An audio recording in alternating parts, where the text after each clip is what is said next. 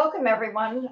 This is Ann from Book Carnival in Orange, California, and we're delighted today to have Lee Goldberg with us, and he's going to be discussing his newest, Movieland. Anything that has to do with movies sounds wonderful to me, and Lee has a lot of experience with that and is fast writing some dialogue, I believe, for some of the best shows we had on television in past years. Lee, welcome so much to Book Carnival. Thank you, but now I'm miserably depressed. Apparently all my best years are behind me. I used to write for television. I had this career. I'm gonna start crying. My career's over. I didn't find out until doing this interview. But now you have the career of an author. I think I still have both careers, but I'm gonna check right after this interview to see if I should be submitting my resume at Arby's. Okay, tell me what TV series you're writing then. I have a TV series on the air at Hallmark right now called Mystery 101. And a movie I wrote starring Pierce Brosnan and James Caan just finished production in New Orleans. Oh, wonderful. Most of my books have been optioned, so I'm still very much in television, not quite the way I was before when I was the executive producer of Diagnosis Murder and producing shows like Sequest and Hunter and stuff like that. But I still keep my hand in. I have an expensive family to support. You didn't mention the series that everybody loves so much, and I can't think of the name of it right now, with the man who had all the idiosyncrasies. Monk. Yes, loved Monk. No, thank you. I didn't create that show. I wrote 4 episodes of the show and 15 Monk novels. Andy Breckman is the mastermind behind that show, and was kind enough to let me, as we say in television, play in his sandbox. Well, it has to have all been wonderful experience and gives you some fuel for the books you write. I hope so. I don't think it's possible to write about Los Angeles and not also the entertainment industry, because it's such a big part of this city, its culture and its people. It is, and especially with the new museum opening that they've done. Have you been there yet? No, I haven't. There's been this thing going on. Oh yeah, the pandemic. Really? Which has prevented me from going to museums. In fact, I just went to Thriller Fest in New York, and I don't think I was quite ready for it. I mean, I wore a mask the whole time I was there. I even wore a mask in the streets, and people looked at me like I was nuts. I know. But it's just too many people too soon. I've lost too many friends and loved ones to this pandemic, and I don't want to catch it myself, even with all the vaccines and boosters I've taken. So I agree with you. Everybody keeps telling me, oh, if you get it, it'll just be such a slight thing. And I said, I don't even want a slight thing. My brother, who's been vaccinated and boosted, he and his wife got COVID, and it was horrible for them both. So it just depends. I don't want it, don't need it, and so I'm not going to museums. I'm not going to movie theaters. Not going to bookstores. You know, I've gone to a couple conferences. I went to Left Coast Crime, and I didn't feel the same anxieties at Left Coast Crime that I felt at Thriller Fest. Maybe it's because New York is so dense and so many people packed into tight spaces, and so many people were unmasked. And they're accustomed to being shoulder to shoulder. They don't think anything of it there. But I would have been a little anxious about even the event that you did besides that.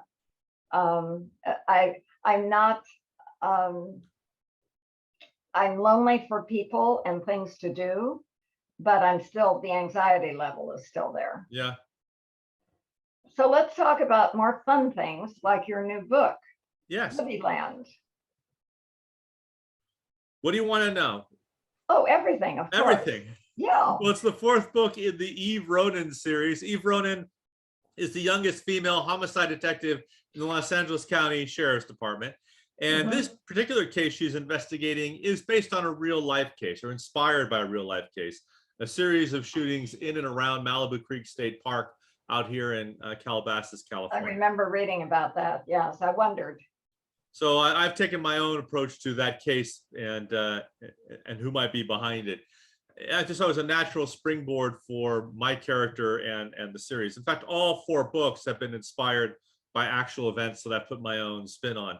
Not quite ripped from the headlines. This is, of the 4 books, this is the biggest news story that I've used as the basis for one of them. But they've all been based on real cases I've learned about from hanging out with homicide detectives across the country. Oh, that's interesting. I hadn't realized that on previous ones. I did recognize it on this one. Yes, the first book, Lost Hills, was Mhm. based on a homicide in Ohio that I learned about from the detectives who investigate it. Bone Canyon takes place in the aftermath of a wildfire where all the brush and everything burns away and bodies are found in the canyons. That was based on a case here in Calabasas. The third book, Gated Prey, there's two cases in that. One is about not smash and grab, but the follow home robberies in gated communities, which we were being plagued with here in Calabasas. But also there's a secondary case I don't want to get into because I don't want to spoil anything. That Okay. was based on a case I learned about at a homicide investigators conference in Wisconsin. And the case fascinated me, and I spent a lot of time with the detectives who investigated and fictionalized it for the Eve Ronin novel. That's wonderful. Have you traveled to those places, or have you been communicating with Zoom and so on? Or ordinarily, before the pandemic, I would travel to those places. I'm a big believer in boots on the ground and experiencing a place.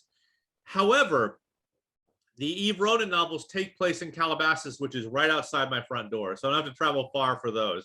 Right. But the international thrillers that I wrote with Janet Ivanovich and the ones I did on my own, I would go to all those far-flung places where they were in the United States or anywhere in the world, because I think it's important to get a feel for where you are and find those key details you're not going to find in a guidebook that will help ground the story in reality so you can make the rest up. I just look for that one key detail, that one smell, that one cultural thing that I pick up that will allow me to make the reader feel as if they're there too. I just don't think you can get that with Google Earth or watching Anthony Bourdain reruns or Rick Steve episodes.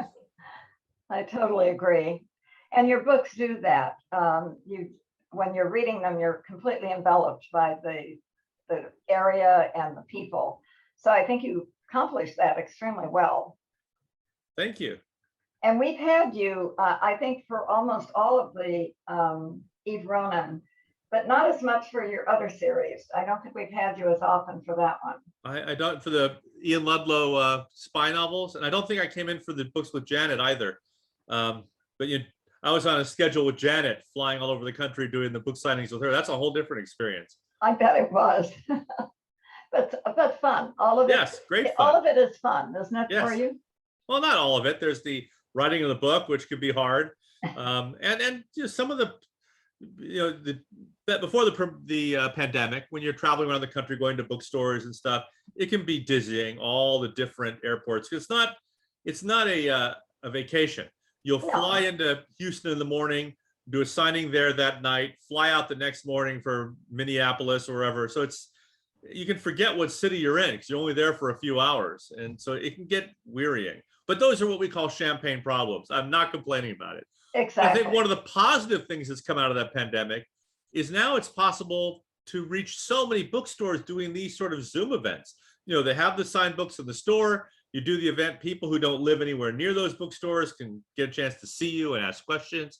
So I think that's been a plus. I think a lot of independent bookstores like yours have found the benefit of these kind of Facebook Live, Zoom, YouTube, and other platforms for doing these kind of events.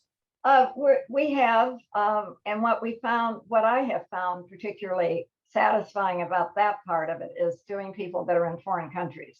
Mm-hmm. But we're all a little burned out with Zooms and being restricted. So it's a little harder to fully appreciate them. And it's a very different vibe than when you're sitting, say, in Book Carnival, of course, talking with the people and they're able to respond. Being on Zoom is rather passive. But it also saves me money. I always end up spending more in your store than I'm earning from royalties. But see, that keeps me in business. That's true. We have to think on both sides of the fence here. That's true. So you took this story that was in the papers and you gave it your own spin. How much of it can you talk about without giving any? Well, I can tell you that in reality, there are all these shootings that happened around Malibu Creek State Park, and the officials here blew them off. Basically said, oh, they aren't shootings. Some of them are car backfirings and people shooting off firecrackers, and the shootings that you have heard, some people shooting rabbits on their property, whatever, and the shootings that have happened are not related. You go, everyone calm down. But no one believed that. And ended up finally admitting that, yes, they were all connected. And in fact, if I remember correctly, the captain of the local station at the time, the detective in charge of the case, were both fired. They both sued the department. It's been a a nightmare. And they end up arresting a homeless man who was living in the park for doing the shootings, and that hasn't been adjudicated yet. I think they're still trying to decide if he's competent enough to stand trial, but there's a lot of issues about whether or not he's just a scapegoat. Uh-huh. But it was fertile ground for me. Yeah. And I also love the whole idea of setting a story in Malibu Creek State Park, because Malibu Creek State Park, for most of its existence, was a Hollywood backlot. It was part of the 20th Century Fox studio, and hundreds of movies and TV shows were shot there. How Green Was My Valley, Planet of the Apes, Logan's Run, Batman, Star Trek. I mean, just a million shows. So when Fox donated it to the state and became Malibu Creek State Park in the 70s, even if you've never been to the park, you've seen so much of it. MASH was shot there for 12 years. Oh my goodness. And a lot of those sets still remain until the Woolsey fire destroyed many of them. But even now, TV shows like Westworld, shoot in Malibu Creek State Park. So it's got a fantasy element to it too. And I was drawn to that as well, because so much of Los Angeles and the lives we lead here are impacted by the entertainment industry. Although we have individual Hollywood studios, the entire city, if not the county of Los Angeles, is in essence a Hollywood backlot. Every street has been filmed on. Every place has been somewhere else. I mean, Malibu Creek State Park has been Korea. It's been Shangri-La. It's been Alien Planets. It's been Vietnam. It's been Scotland. It's all of that. I think is very fertile ground for a storyteller like me. All that makes me want to do is the next time I get into LA is to visit that park. Yeah. Well, you'll walk to the park with this sense of deja vu. I've never been here before, but damn, that mountain looks familiar. And this pond, wasn't this in Dr. Dolittle? Yes, it was. It's. But see, you have all that knowledge that because you live so close and you've been there. I assume you've lived in the area for a while. I have. I've lived in Calabasas for 26 years. Okay. I know the area well. And I think it's an area that has not been written about much or filmed or discussed much in popular crime fiction. So I don't have to repeat the observations that Raymond Chandler and Michael Connelly and Robert Crais and Joseph Wambaugh have made about Los Angeles. I didn't want to just say the same things in different ways that better writers than me had approached the same material. So it gives me a blank canvas to work on. Well, and it is nice to bring some attention to a community that people might not be quite as familiar with. Yes. The community would appreciate it, even though you have dead bodies, but they would appreciate it anyway. They do appreciate it quite a bit. I've gotten an enormous amount of feedback from local residents and politicians. They've been very happy to see the books. Good. All right. You have your ideas come from real events. Is this true across the board on your other series that you write? No, I mean, I like to use some real events as inspiration, but ultimately I ask myself, what story or situation will put my character into the most conflict and allow me to reveal new aspects of whoever he or she is and what makes them special. My Monk books and Monk episodes always began not with what's funny, but what would be an interesting situation to put Adrian Monk in so we could see his OCD and his sadness from a different angle. And then the crime would come out of that. The Monk books were never based on reality. My Ian Ludlow spy novels were never based on anything really in reality, though except for technology and some geopolitical things that were happening. Right. But with the Eve Ronins, I make a lot of stuff up, but I just sometimes get some really good ideas from things that are happening in real life that just give me a springboard. I think that's wonderful. And you're the first person, as much as many of us loved Monk, I think you're one of the few people that have included sad along with the description. Yes, I think that's what makes Monk interesting. I think otherwise Monk would be Inspector Clouseau or Maxwell Smart. He would just be a comic book character. But it's the essential tragedy at Monk's heart and his sadness and his difficulty with life and his yearnings and everything that ground him and make him a human being and not just a cartoon character. And I think that's why Monk works so well, both on screen and on the page. Mm-hmm. I agree. It's just amazing that way. What series is up next? Well, hopefully I'll be doing more Eve Ronins. It depends on whether or not all of your viewers and customers rush out and buy Movieland. But I have a novel coming out in June of 2023 called Malibu Burning. It's a standalone thriller about this incredible heist that's done in the midst of the biggest wildfire in Los Angeles history. Oh, perfect cover for something bad, right? Yes, and it's told from the perspective of the thieves, but also the perspective of the dogged arson investigators who begin to suspect that this massive wildfire is more than it seems. Well, that will be something to look forward to. And then I have another book coming out in 2023. The date is not set yet, and it takes place in present day and 1883. And what connects them is a body. So the story moves back and forth between the two time periods, and they kind of collide. Oh, that should be fascinating. That's a long distance in time. Between 1883 and 2022, yeah. Really? But it was a book I've been wanting to write for quite some time, and I'm jumping the gun telling you a little bit about it now because the news hasn't been announced yet about the release and all that. But so I'll have at least 2 books out next year. That's amazing. You don't always do that, do you? You don't always. Yes, I always have 2 books. Always have 2 books. Some of the authors I talk to find it strenuous enough to get 1 out in a year. So 2 must keep you really busy. I've been doing 2 books a year for probably at least 10 years now. And before that, I was doing 3 or 4 books a year. It became too exhausting for me. It's really perfect. It takes me about 5 months to write a book. And then the month off in between I use to rest and also to think up the outline for the next book and to do the research for it. And that works out just fine for me. That's amazing. That's a quick way, a quick time period for writing, because I usually hear 7 or 8 months, maybe even 9. I would be bored out of my mind spending 9 months on one book. But see, your mind works so quickly, and you apparently are just a very fast writer. How do you do that? Do you edit all the time, or do you go straight through? My process is pretty simple. It's the same process every day. I do my best writing between 8 p.m. and 2 in the morning. Oh. So I will keep I have other stuff going on. I'm writing scripts. I also have a publishing company called Brash Books. It doesn't publish me, but we have 300 titles now and a couple dozen authors. Congratulations. So that a lot of business takes up my day. I get writing done during the day, but there's also a lot of business to do. So I do my best writing between 8 p.m. and 2 in the morning. And I'll get up around 9 o'clock, 10, have breakfast, and I'll spend my day rewriting what I did the night before.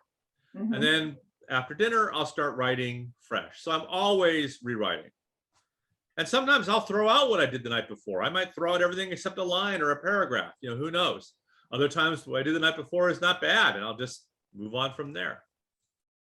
Sounds like a pattern that really works for you. I'm looking at some of the questions over here.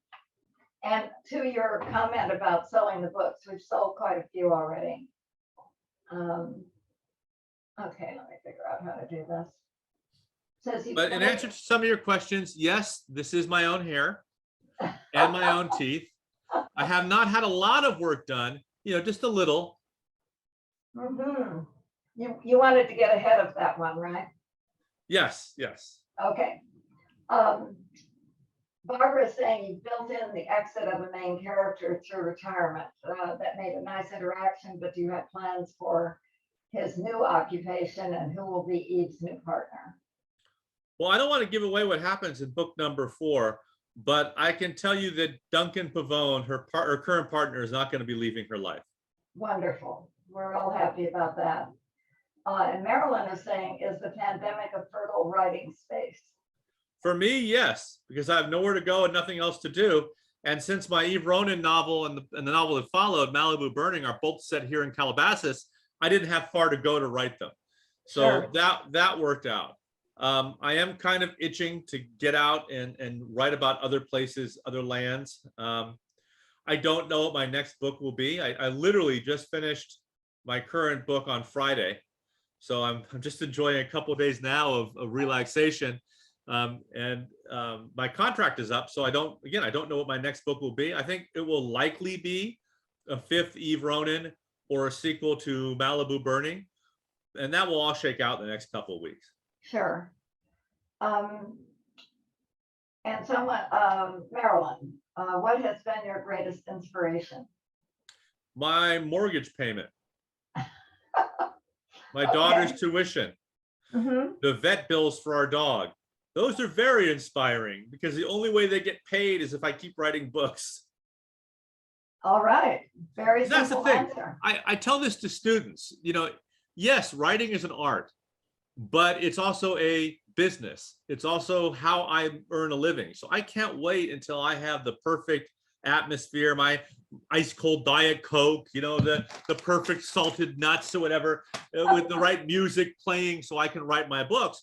I have to do these books and I have to get them done, and whether I feel like it or not, because that's how I pay my bills. This is how I make a living. And if I stop writing, the lights start going out. I can't afford my mistress. I can't afford my wife. I can't afford the crack cocaine. All that stuff goes.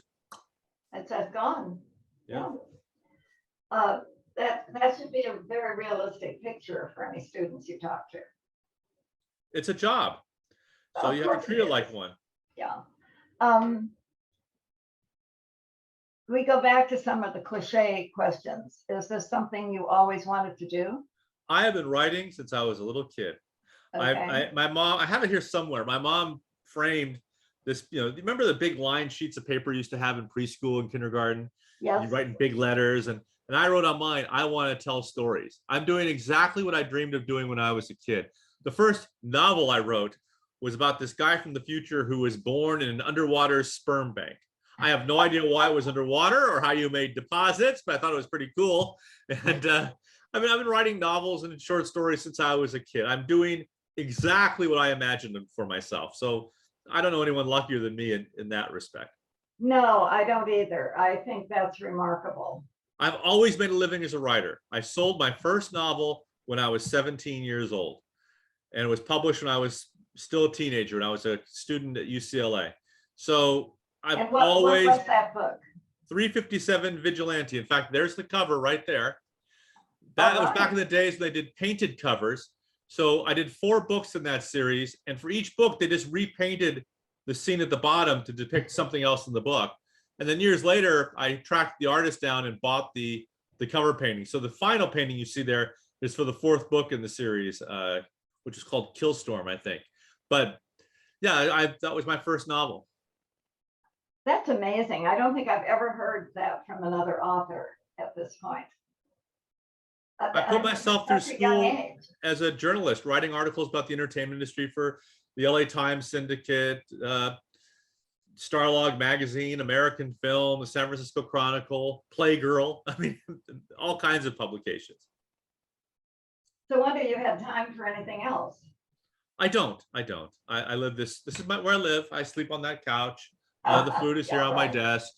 I've never met my family, actually. I haven't seen my wife in years. My daughter will have nothing to do with me. Okay, right. We're all going to weep. They're all outside the door now. Okay. We've covered so much so quickly. I hate to let you go too soon, but I don't see any other questions here. What else would you like to tell us? Anything? I just hope you'll all go out and buy the Eve Ronin novels, which are available at Book Carnival and your favorite bookstores. And if you like the books, please leave a nice review on Amazon. Spread the word, because the only way there'll be more Eve Ronins is if the books keep selling well. Well, I love the cover and the way the lettering is. Yeah, here's the book. Yeah, isn't that beautiful? Very nice. And here's something that is surprising. You take the dust jacket off, and the book is even beautiful without the dust jacket. Oh, yes, it is. I mean, they really went to town. See that. That's very nice. That's because you're special. I guess I don't know I didn't deserve that, but I'm glad they did it for me. And so this is the book. It's nice and embossed. Oh, I was just looking at the director's chair behind you with your name on it. Yes, that's from my days on Diagnosis Murder when I was the executive producer. That was the chair I sat in on the set. I brought it back with me. The poster over there is from the city of Agoura. I was there, One City, One Book. Oh yes. Honoree a couple of years ago, and they did that nice poster. And those framed books you see on the wall over there, whenever you sell 100,000 books, the publisher makes that nice little, what do you call it, shadow box to Okay. commemorate the event of selling 100,000 copies. So I've got a few of those spread around, and I'm a big James Bond fan. You can't see my whole office, but I've got a bunch of James Bond posters that I alternate every few months to just keep my office exciting. And again, you can't see it because the camera is narrow, but I'll turn the camera a little bit. I have well, you can't really see, but I've got all these bookcases that go way back that have all kinds of signed first editions I bought at Book Carnival and elsewhere. And That's wonderful. I have another ego wall over here that I use whenever I'm really insecure, that has some of my framed television credits and book covers. So when I sit here thinking I'm a complete fraud and this is the book that's going to reveal it, also I have no ideas, my career is over, I will look at those credits and remind myself that I've been in this position before and I've gotten through. Or what goes to my mind is, well, you fooled them for a while and now it's caught up with you. But, so I have my little ego wall over here with a bunch of credits. It sounds wonderful. I think we all need something like that to look at every once in a while. But you don't have to worry. Your stuff is always to the mark and you always sell very well. I hope so. I hope so. I don't want to have to give up the private jet, the masseuses, and the constant stream of cocaine. I mean, this is what life's all about, right? Right. And the trips to France, whether you Well, France, understand that's them what I or need the not. cocaine for, to endure my in-laws. Your poor wife. Okay. I really appreciate your time today. My pleasure. This will be on Zoom in not too long a time. We have our own Book Carnival Zoom events, and so you'll be on there, and we've recorded it. Any last memorable words? You can find me at leegoldberg.com, Lee Goldberg on Facebook, Lee Goldberg on Instagram, and Lee Goldberg stalking you right outside your house. Wow. That's a lot. That's Okay. a lot. So Thank you for having me. It's been wonderful, Lee. Thank you so much. And we'll do it again with whatever the next book is. All right. See you in June of 2023. You got it. Bye-bye now. Bye-bye. Bye.